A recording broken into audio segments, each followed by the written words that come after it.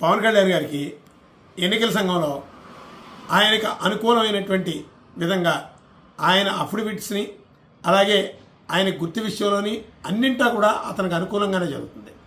కేవలం representation of people act Pawan Kalyan గారికి చాలా అనుకూలమైనటువంటి విధంగా ఉపయోగించేటటువంటి పరిస్థితులే కనబడుతున్నాయి. ఎందుకంటే rule is rule for all అనే సిస్టము ఎన్నికల సంఘంలో అమలు జరగాలి. దురదృష్టవశాత్తు పవన్ కళ్యాణ్ గారికి ఒకలాగా జరుగుతుంది, అలా మిగతా కంటెస్టెడ్ క్యాండిడేట్స్కి ఒకలాగా జరుగుతుంది. దానికి ఉదాహరణ ఈ మధ్యకాలంలో పవన్ కళ్యాణ్ గారు మీద ఆ గుర్తు మీద మేము న్యాయస్థానాన్ని ఆశ్రయించడం జరిగింది. న్యాయస్థానంలో వారు ఎన్ని తప్పులతో ఎన్నిక 10B ఫామ్ సబ్మిట్ చేసిన ఎలక్షన్ కమిషన్ వారు పవన్ కళ్యాణ్ గారికి అనుకూలంగానే నిబంధనల మేరకు ఇచ్చామని చాలా స్పష్టంగా సమర్థించుకొచ్చారు. అదేవిధంగా మరో విషయం, ఇప్పుడు పిఠాపురంలో ఆయన నామినేషన్ వేశారు.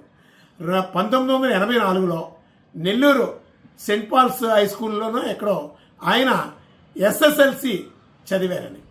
అసలు 84లో ఎస్ఎస్ఎల్సి ఎక్కడుంది? 84కి ముందు కూడా ఎస్ఎస్ఎల్సి ఎక్కడుంది? ఆయన ఏమి రాసుకున్నా చెల్లుబాటు అవుతుంది పవన్ కళ్యాణ్ గారి విషయంలో. ఇది ప్రజాస్వామ్యాన్ని భయపెట్టేటటువంటి పరిస్థితుల్లో ఉంది. అతను ఎన్నికల అఫిడవిట్లో ఇచ్చేటటువంటి తప్పుడు సమాచారం ఇచ్చినా, అలాగే గుర్తు విషయంలో తప్పుడు సమాచారం ఇచ్చినా ఆయనకంటూ ఒక ఎగ్జంప్షన్ ఉంటుంది. ఇది ప్రజాస్వామ్యానికి చాలా ప్రమాదకరమైన పరిస్థితులు.